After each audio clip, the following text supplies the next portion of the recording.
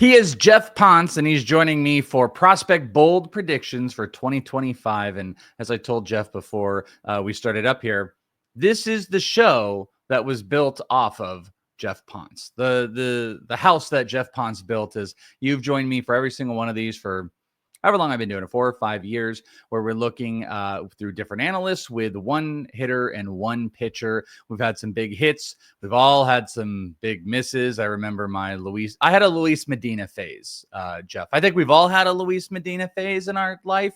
You know, sometimes you just got to get through it in your early years, but I had a breakout bold prediction Luis Medina phase. So hopefully we'll do a little bit better this year. Yeah, it happens. Luis Medina has fooled the best of us. Yeah, or a Medina type.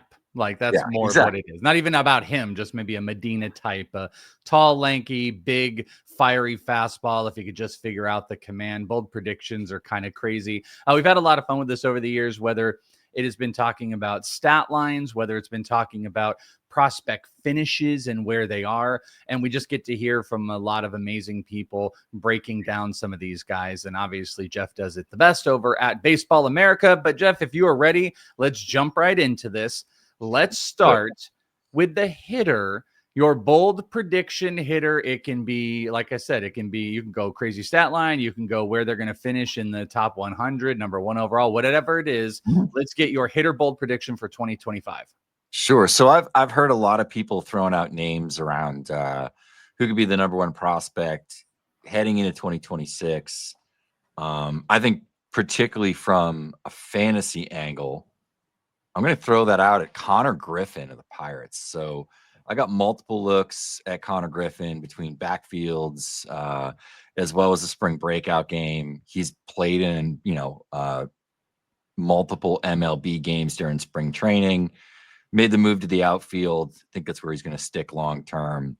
Just from like a composition standpoint, tools, where the swing is at now versus where it was at a year ago. He is just like super sequenced now. Everything, like in terms of his load, like everything was not like, it wasn't sequenced well, and like it wasn't kind of stacked over his back leg as the stride hit forward. Now that's all really cleaned up. It's a really nice swing now. He's hitting for power. I think, the adjustments in the swing path, et cetera, are going to lead to higher quality of contact, more contact. He's got approach. And this dude is built like, an NFL receiver or tight end, like tall, broad-shouldered, strong, incredibly athletic, moves like a gazelle. I was just so impressed with the tools and just the overall upside. I updated our FYPD today. I have him third player in the class, only behind Roki, and then Cam Smith, who's another one who's just, grown by leaps and bounds over the last year. But I think Connor Griffin, I'm here to tell you like some testament. I think he's absolutely the truth. And I think he has legitimate first round fantasy upside. This looks like a 30-30 player potentially. And he was just a man amongst boys in the backfield. I mean, you've seen enough backfield games in your time where there are certain guys that just stick out. And the reason that they do is they're just surefire major leaguers. And I think sometimes in like those kind of environments where it's a little bit more intimate and, the games are different than they are in a structured minor league environment, the talent, the ability of those guys just really shines. I mean, he hit a triple to the wall last Wednesday when I was in Pirate City. And I mean, he was standing up getting to third base. The ball came in relatively quickly. He just moves that well, and there's power in that swing. And I think the fact that, there's no questions about the position, moving to center field where his skills, his tools are going to play. I think this is a true 5-tool prospect and a potential 5-category contributor in fantasy. So my bold prediction, Connor Griffin going to be the number one prospect heading into 2026. I love that. It harkens me back to probably the greatest rookie ball in the history of rookie ball. And now obviously I'm biased because I was there and there's probably much better, but I want to say it was the 2019 rookie ball where it was, and I could have the date wrong, but Bobby Witt Jr., CJ Abrams, Corbin Carroll, Marco Luciano, Luis Matos, they were all here playing rookie ball. And it was one of those things where it was like you were able to go to a game and you could see a man amongst boys at every single one of these. And it was like, you know, I mean, the track record of panning out was pretty incredible. Connor Griffin is super interesting too, because I was really torn. You know, there's so many college bats out of this last draft class. And then you had like the two guys. You had Connor Griffin and Bryce Rayner, both just kind of sitting there as the high school guys. There's part of me that liked the bat at that time. I liked Rayner a little bit more. He put up some big EV in spring training here. It was just questions, like you were saying. It was like, all right, is the swing a little bit messy? What's going to be the power ultimately with Griffin? He's a big monster. He can run like the wind. But what will it work out to be? And I think some of that even maybe translated kind of like with how people treated Walker Jenkins, even though, you know, some are high, some are low. But to your point, the changes were really dramatic year over year, where that swing overhauled, tapping into power left and right, consistent barreling. And that's been the big change of Connor Griffin. I didn't know you had him at 3 from the first year player class. That is a really, really big move and a big testament. But if you say he's the number one guy, like, I buy it. And I buy the changes that he's made to now be above Bryce Rayner. But I'll openly say I was Rayner over Griffin. Yeah, I was too. I still like Rayner. Rayner actually moved up, and it wasn't really an update as much as it was sort of like a post-mortem, like final, like where do things stand as we head into spring, because we've been ranking this class out now for 6 months or more.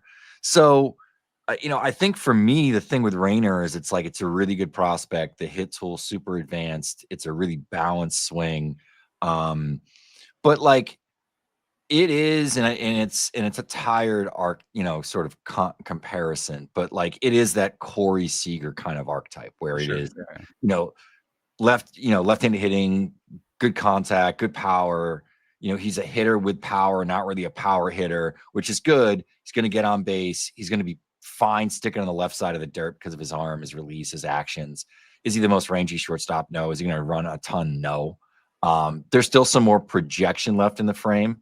But I just think, like, you know, you're sort of comparing a Seager versus, now I know he's a center fielder probably now, but like a Bobby Witt sort of ceiling. And I think that's what Griffin presents. And in fantasy, that's honestly, like, that's the difference between being, you know, a 3rd to 6th round type of pick and being a 1st, 2nd round type of pick consistently. I just think it's that speed, it's that upside. I think he's going to crack the Pirates curse a little bit. So, yeah, it took me a few looks on both to kind of be like, yeah, I think just the upside on Griffin is just higher, as much as I do like Bryce Rayner and would move him up like in a more global list that includes, you know, top 100, 200, 300, 400, 500 prospects, however many prospects you want to rank. I would move Rayner up the rankings as well. It's just Griffin would leapfrog him and take a pretty substantial jump. I think he's a top 10-ish prospect, frankly, just based on what the upside is.